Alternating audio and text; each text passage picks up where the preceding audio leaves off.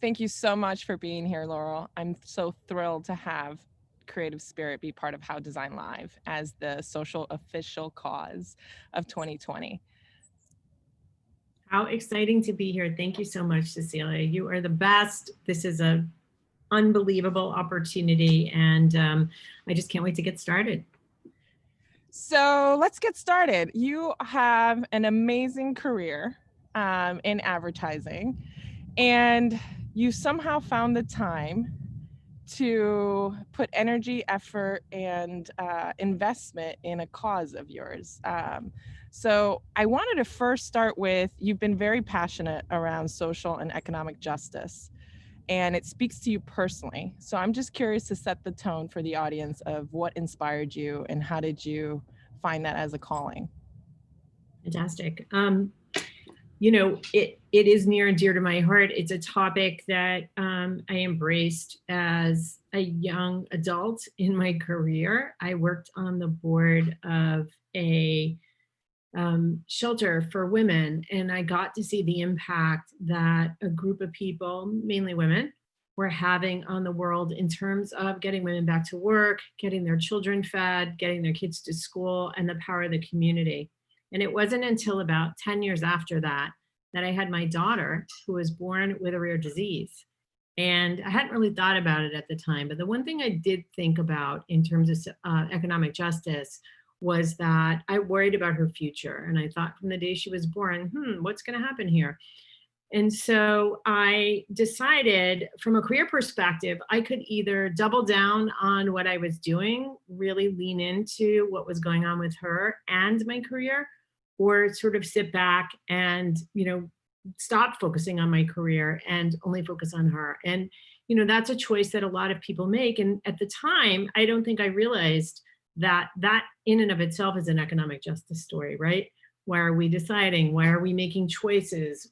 And so I leaned in, and as I got deeper and deeper into the topic of what happens to people with disabilities as they mature and they transition out of things like school into the workforce.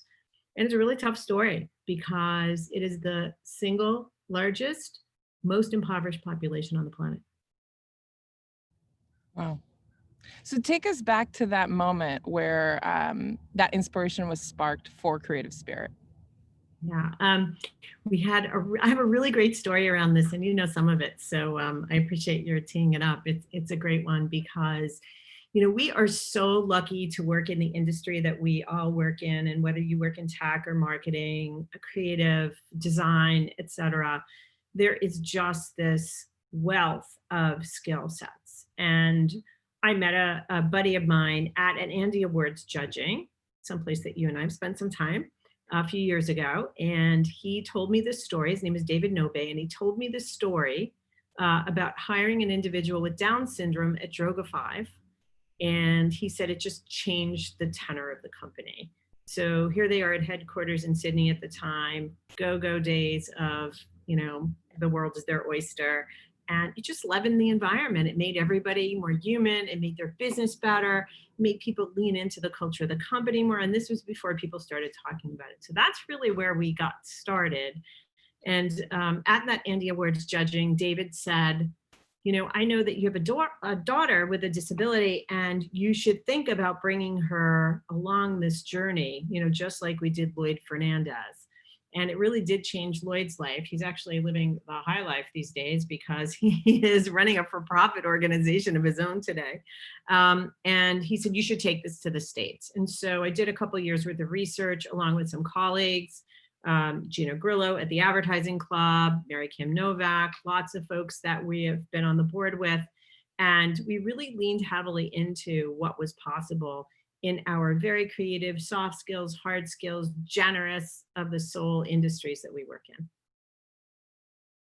What stood out to me in knowing and having you share the story was Lloyd's effect and impact in the agency. Can you speak a little bit more about how the culture and energy shifted in what David shared happened in Droga that kind of sparked this opportunity to pave the way for others? Yeah. So The first thing, of course, being, complete artists and creatives and fabulous people, they made a documentary about Lloyd's story. And so their immediate knee jerk was to share the story with other people, right? And so this was probably around 2014. So, before social media was explosive in terms of amplification, they were going to amplify this story on their own. They had their own, word of mouth that was happening internally. And they really took Lloyd to a different place, because Lloyd not only learned how to get up and come to a job every day and to help people and to do his job in his own right, and make real money for the first time, he also learned life skills that were critically important to him. And so if you watch the documentary, I'll share the link with everybody. You will be so moved by the story that his mom tells about his transformation from somebody who was totally dependent to somebody who was completely independent and had a productive life. He had a purpose. He got on the bus every day. He showed up at work, and he really showed up. Like, he showed up as a central part of the culture. And that transformation is the economic justice story that we've been talking about this whole time, because if not that, what happens by and large is that unemployment really begats a life of unproductivity, if you want to call it that. And more important, it's not just about the money. 50% of the people who don't have a job by the time they're 30 tip into mental illness. The obesity rate is profound. It's one of the highest in the world. There are just so many residual effects of not having the opportunity, to be at work. And so Lloyd's story is everybody's story. And he is just ever fabulous, running his own operation, I think, at Saatchi in Sydney these days. Fascinating. And so what is the vision for Creative Spirit? Yeah. So we have big, fat goals. Let me start by saying what we do, if that's okay, so that we're a very action-oriented organization. And while we talk about disability inclusion, we talk about diversity, we talk about diversity of hire, what we're really doing is putting people in jobs. So we are actually matching individuals, mostly intellectual, developmental, and learning disabilities, with fair wage integrated positions at the best companies in the world. That's what we like to say. And we can elaborate a little bit more on that in a while.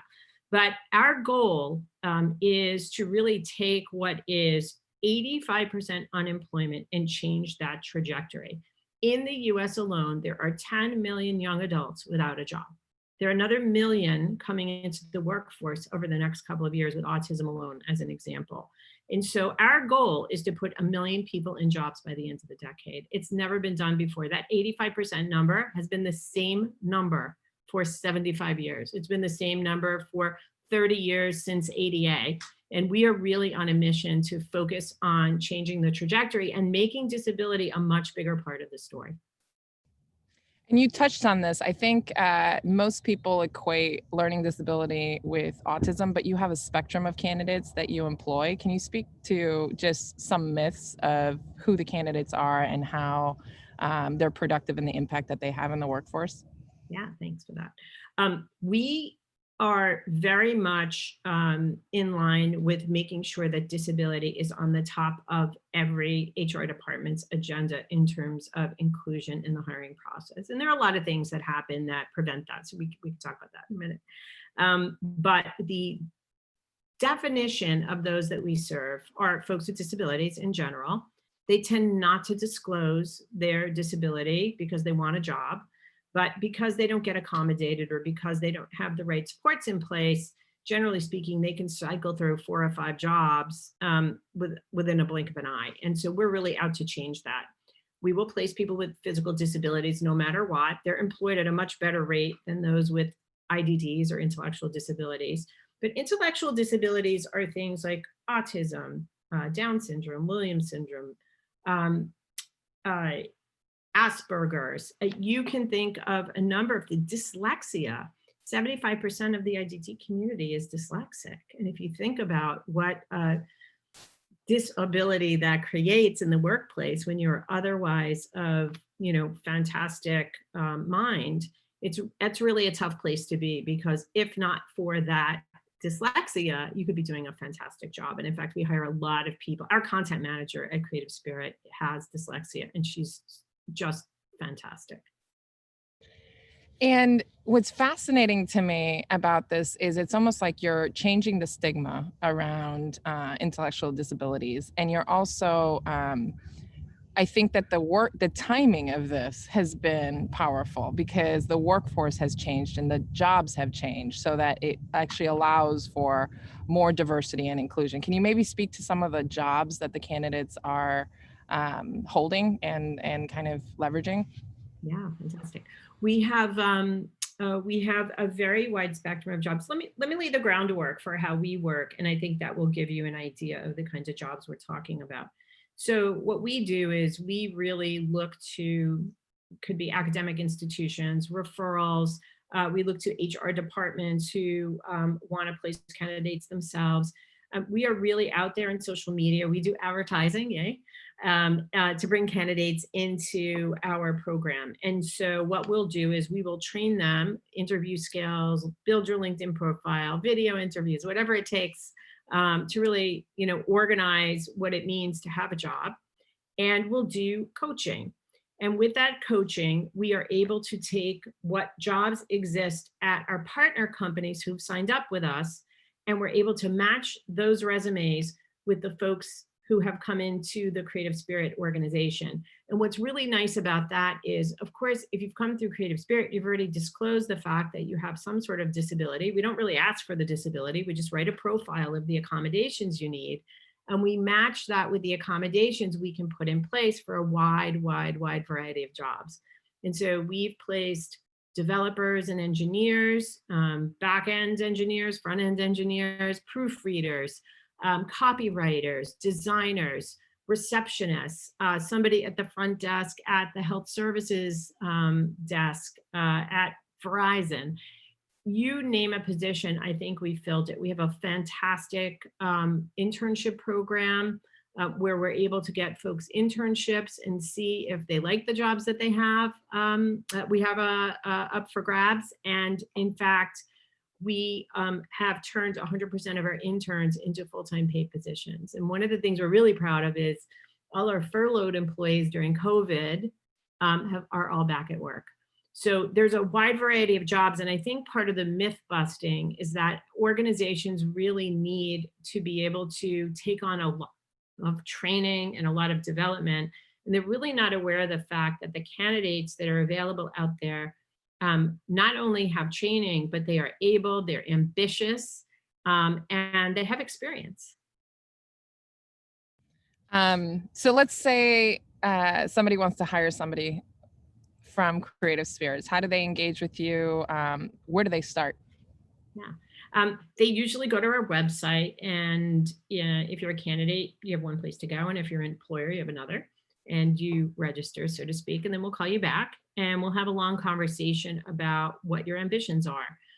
Many organizations, have a very solid hiring process for everyone. They are looking at diversity candidates to begin with. But this is a little bit different, right? This is the opportunity to engage in a conversation, not just about hiring somebody, but also about how to get the ball rolling inside your company. And we just launched a big piece of research that I think will change the way everybody hires disability candidates.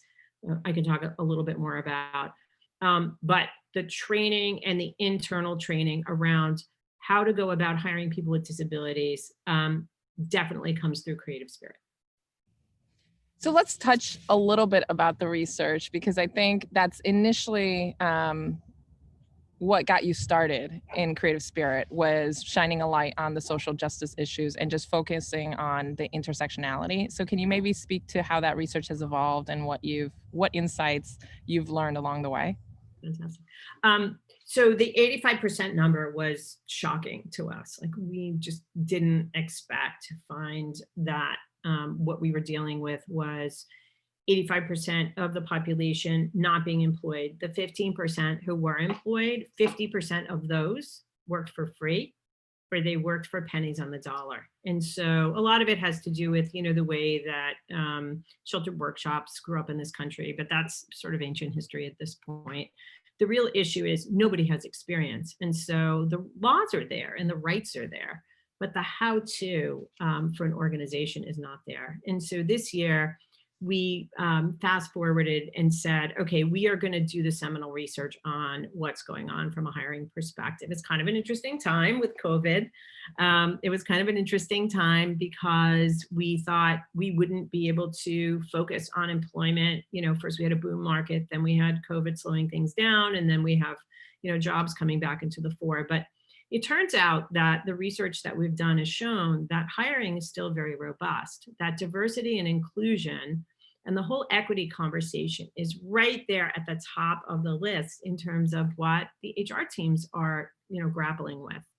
And so you kind of scratch your head and say, okay, in such a robust market where social justice is so important to everybody, what's going on with the disability community? Why aren't they being hired? And what we've learned is that, there are priorities in terms of what the teams are doing. And while their CEOs and the C-level executives and their managers are very much focused on a commitment to DE&I, the resources are not always there to do this broad work that needs to get done, or more focused work in some cases. So we found that 75% of the managers were focused on hiring, Black Americans and women.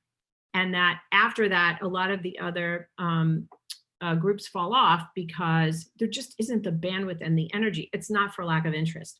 Unfortunately, disability is way at the bottom of the list. It's dead last in terms of 12% of companies being interested. So of course, that made us, more motivated to find out why in the research and otherwise. And we really dug in. And there are really three myths. One is that there's no pipeline of candidates. Two is that it would take an extraordinary amount of resources to make this work inside of an organization. And the third thing is that they just don't have the staff and supports, and there's nobody out there to help them. So of course, in the research, we exposed the creative spirit concept. And what was really, really exciting for us is that we got pretty much unanimous interest in the concept. And so we know that what we're working on in terms of the supports is really going to change the game for everyone in terms of making this possible.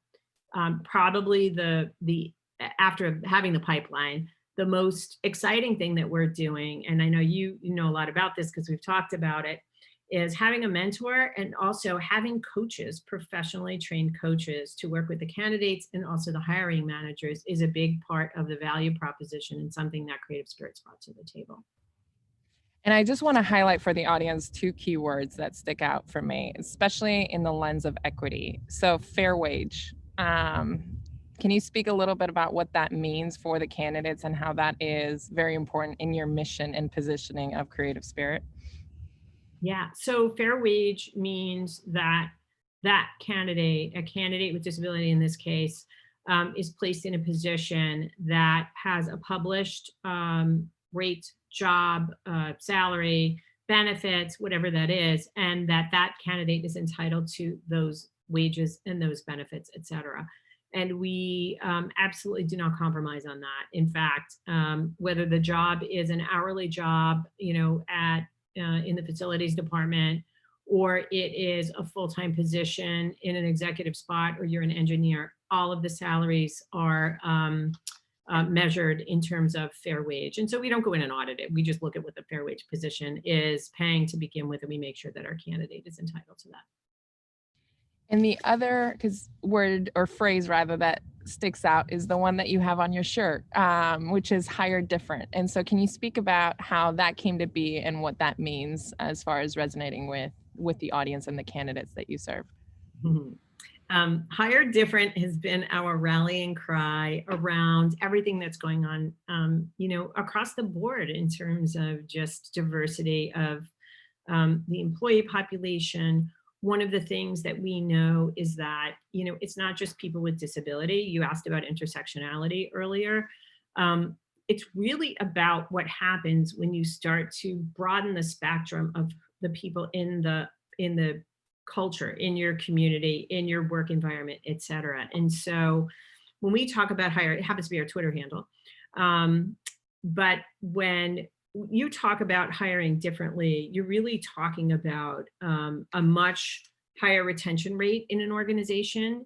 You're talking about colleagues who are much longer tenured.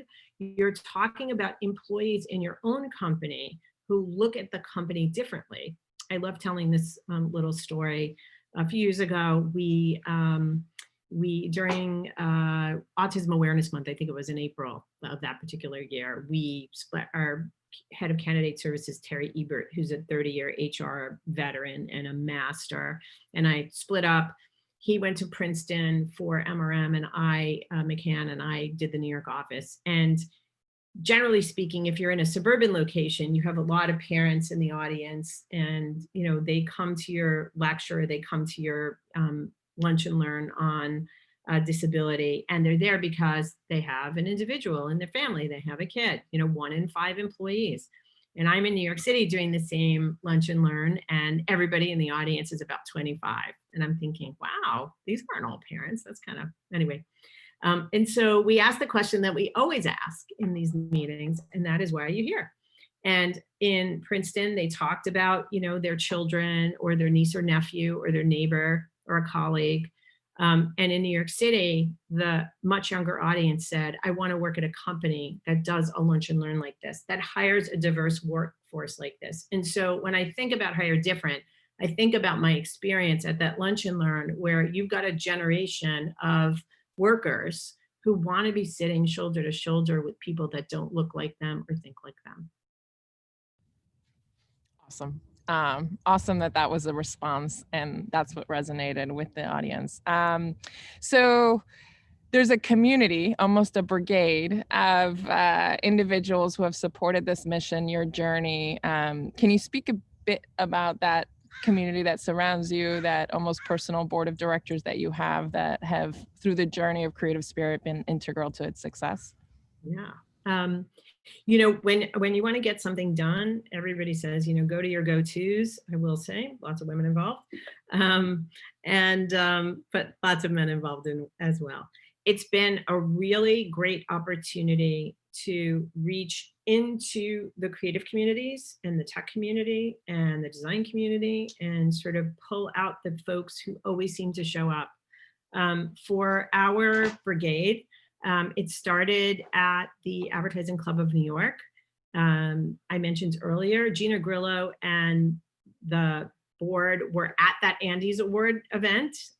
David was a judge at that event. And so, word traveled very quickly. And then, the time you and I spent in Ireland, we sort of gathered up more individuals who just loved the story and just loved the concept. And so today we have a fantastic board of directors. It's made up of some of our member companies, so the Verizons and the Voyas and the IPGs and the Omnicoms of the world, who are contributors and are helping us build our intellectual capital so that we can talk firsthand about our successes. And also, they bring their treasure, they bring donation, they bring, we're a not-for-profit, and they bring what it takes to fund the coaching and to fund the intellectual work that needs to happen to make sure that we're always one step ahead of getting people jobs. And I feel really blessed that I've been able to sit alongside people like you, others like Lisa Colantuano and Mary Kim Novak and Gina Grillo and Karen Eisenbach and David Nobe and Sanjeev Rao, who have done nothing but give their time and energy to this dream of 1 million jobs by 2030. You just named some of my favorite people. So I think also what stands apart from this particular nonprofit is the action and the results. And so is there, beyond providing jobs for candidates, which hopefully is the call to arms that the audience is left with as a key takeaway, how can others get involved in Creative Spirit? Yeah, a bunch of ways. First of all, referring candidates to us is a tremendous opportunity, not just for the candidates, but it's also a tremendous opportunity for us, because it allows us to help people fulfill their personal journeys and stories and missions. And those stories are so rich. I'll come back and talk about a couple of the candidates if we still have time. I mean, their stories are phenomenal. And so one way is to refer candidates. The second is getting your company engaged. if you are worried about where to start, like everybody is, nobody, we already discussed this. Nobody knows what they're doing. Nobody knows how to do this. Nobody, they just have the sheer will and desire to make this a more equitable place. And so we work with companies to put ERGs in place. These employee resource groups are scrappy, they're fun, they share their personal stories, they make it happen. We'll come in and we'll do training for your organization, and we'll talk to not only the HR department about how to interview people, how to share stories, how to get a small cadre of people up and running to be able to support this. And also we'll do formal training. We'll come in and we'll do an audit. We'll help you look at your population, et cetera. So that second way of getting your company involved is fantastic. And then the last is mentors, volunteers, fundraisers, that mighty group of people, the brigade you talked about earlier, who really help us raise the funds and raise the focus and amplify our voice in the marketplace. So, if you've got a Twitter handle, we want to be your friend. So I would love to end with some of the stories, success stories of these candidates, but also just the impact that they've created in organizations, because this is very much mission-driven and purpose-driven work that's very meaningful for everybody involved. So why it matters is what I would love to end on. Oh, that's so great. Thank you for that. We have had some of our candidates with us from the day we started in 2017, the day at Advertising Week. A whole group of people got together to launch our advertising campaign, which Publicis did at the time. And there were people sitting in the audience who referred their nephew or their son or daughter. And some of those folks came into Creative Spirit, like Chris Smith, who is at MRM McCann, and he started in the HR department. He's been promoted twice. He suffered through the part-time furlough during COVID, back at work, and he is one of our most articulate ambassadors. And when he talks about his story and he talks about how he feels and his confidence, forget about my words. I mean, just hear it in their words. And in fact, again, I'll share a video where you can hear it in their own, we call it in their own words. Not only did his confidence soar, but the whole dynamic inside of his own family changed. We hired Damian Signorella at Verizon, who started out as an engineer and decided that he really wanted to be doing more. And so he learned to advocate. This was a kid who we actually hired to, he interned for Creative Spirit one summer before he was out of school. He built our website, and then he got a job at Verizon. And about 6 months into his job, decided that he wanted something more challenging to do. And he was a legitimate, he was doing some legitimate coding work, and decided he wanted to do AI. And so he got himself promoted. He got himself a 60% raise. And, we coached him through it. And today he is one of their superstars. Another woman, she also happens to be at Verizon, has been interning there with Williams syndrome. And Williams syndrome is a really tough placement. My daughter has Williams syndrome, so I can talk about it really expansively.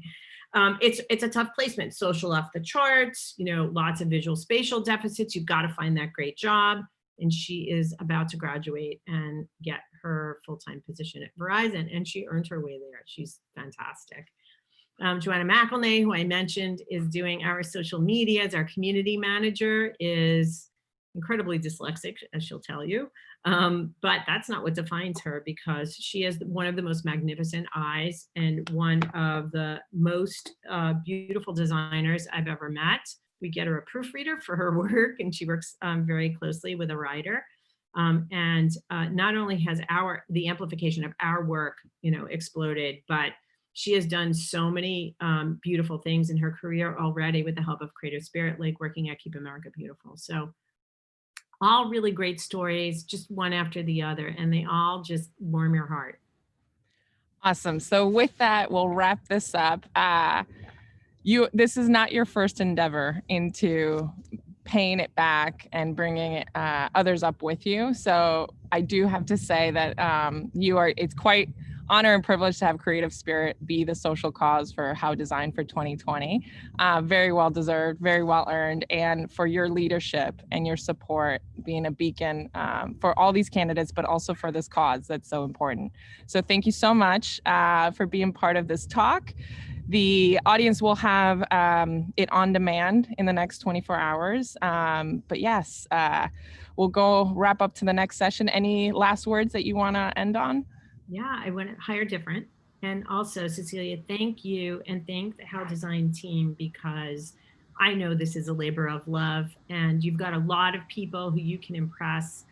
You could have chosen a lot of different organizations to honor, and we are extraordinarily honored and thankful to you for making our mission of 1 million jobs by 2030 possible. Thank you so much. Thank you.